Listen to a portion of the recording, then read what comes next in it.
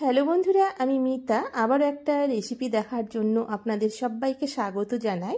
আজকে আমি একটা চিংড়ি মাছ দিয়ে আলু বেগুনের রেসিপি করে দেখাবো। এটা সাধারণ হলে খেতে কিন্তু হয় দুর্দান্ত। এখানে আমি একটা বড় সাইজের বেগুন নিয়েছি, বেগুনটাকে 4 ভাগ করে কেটে নিয়েছি। আর নিয়েছি এখানে আমি 3টে আলু, 4টে টমেটো নিয়েছি। টমেটোটাকে এইভাবে মাঝে মাঝে কেটে দিয়েছি।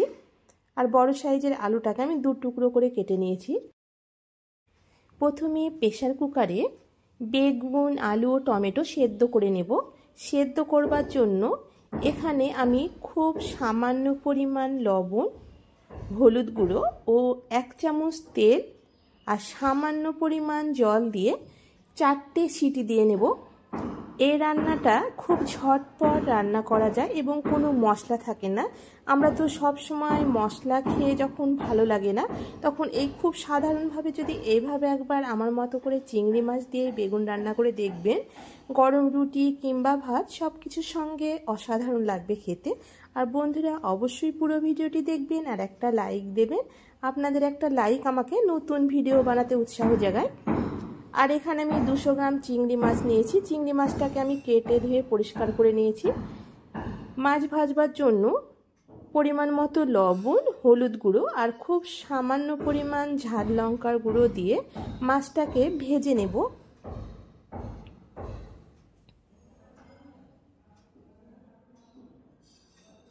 মাছ ভাজবার জন্য কড়াইতে তেল দিলাম।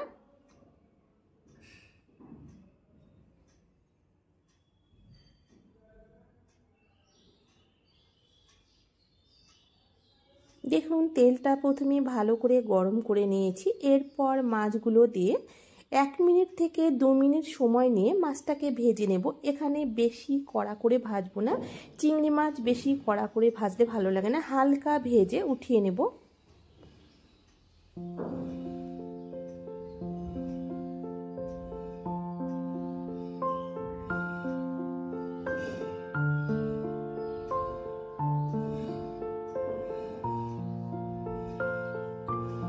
দেখুন, মিনিট 2-3 সময় নিয়ে মাছ ভেজে নিয়েছি। এরপর মাছগুলো উঠিয়ে নিলাম।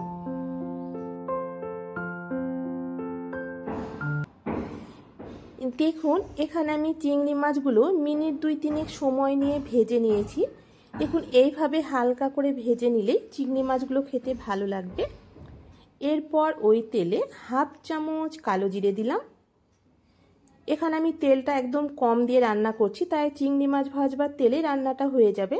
1 চামচ রসুন কুচি দিলাম। ঝালের জন্য এখানে কয়েকটা কাঁচা লঙ্কা কুচি দিলাম, পেঁয়াজ কুচি। এরপর ফোড়নটাকে হালকা বাদামি করে ভেজে নেব।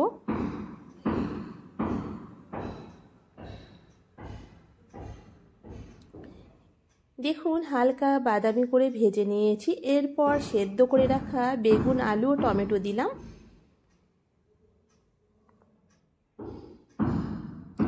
এরপর গ্যাসের ফ্লেমটা আমার হাই রেখে এইভাবে খুন্তি দিয়ে বেগুন, আলু ও টমেটোটাকে ভেঙে দেব।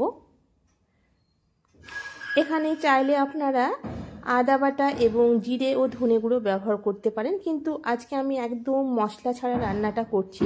এই রান্নাটা একদম মশলা ছাড়া হলেও খেতে কিন্তু দুর্দান্ত হয়। আপনারা তো অনেক রকম করে চিংড়ি মাছের রেসিপি করে খেয়েছেন, একবার এইভাবে রান্না করে দেখবেন।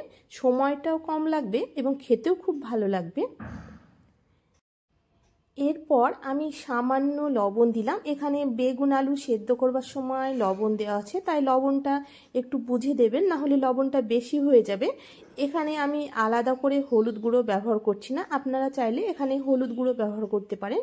আর যেহেতু আমি সেদ্ধ করবার সময় হলুদটা দেওয়া আছে, তাই কালারটা একদম পারফেক্ট আছে, তাই আলাদা করে হলুদ দেবার প্রয়োজন নেই। এরপর ভেজে রাখা চিংড়ি মাছ দিলাম। চিংড়ি মাছ দিয়ে নাড়াচাড়া করে আর একটু তরকারিটাকে আমি শুকনো করে নেব।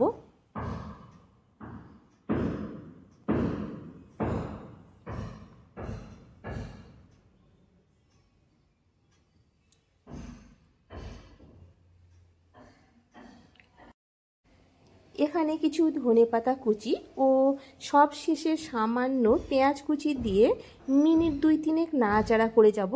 এইভাবে যদি সব শেষে পেঁয়াজ কুচিটা দেওয়া যায়, তারপর মিনিট 2 নাড়াচাড়া করে নিলে পেঁয়াজ ও চিংড়ি মাছ যখন খাবার সময় মুখে পড়বে খেতে খুব ভালো লাগবে।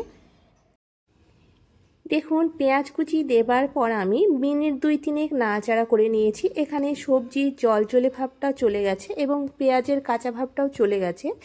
এরপর গরম ভাতের সঙ্গে পরিবেশন করব। আপনারা একবার এইভাবে বাড়িতে রান্না করে দেখতে পারেন, আশা করছি ভালো লাগবে। ভালো লাগলে বন্ধুরা অবশ্যই চ্যানেলটিকে সাবস্ক্রাইব করে আমার পাশে থাকবেন। আজকের মতো এই পর্যন্ত বন্ধুরা, দেখা হচ্ছে পরবর্তী ভিডিওতে। ততক্ষণে সবাই ভালো থাকবেন, সুস্থ থাকবেন। ধন্যবাদ বন্ধুরা আমার আজকের এই ভিডিওটি দেখার জন্য।